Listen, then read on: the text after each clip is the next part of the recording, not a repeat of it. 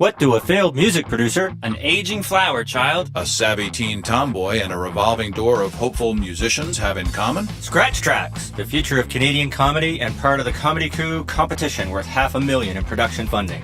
So we've got 3 generations of misfits under one roof with a recording studio in the basement. I just realized how much comedy actually happens here. You just never know who's going to come in the door of the recording studio in a small town setting. Grandma, Nathan, and Bridget, they encompass the entire demographic spectrum of possible viewers. We've got Nathan, who's had a huge fall from grace, crawling back to his grandmother. My little bedwetter. You know, I've heard so many stories about people who have gone away only to come back and rent a Cadillac in order to make their friends think that they're successful.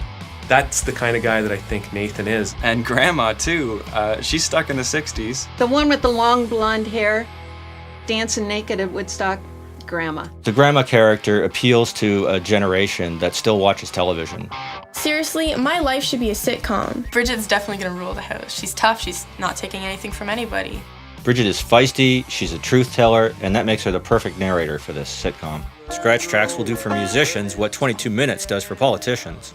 I don't think I've ever worked in a recording studio without some ridiculous degree of humor. And then I think other musicians would dig it because we're all narcissists.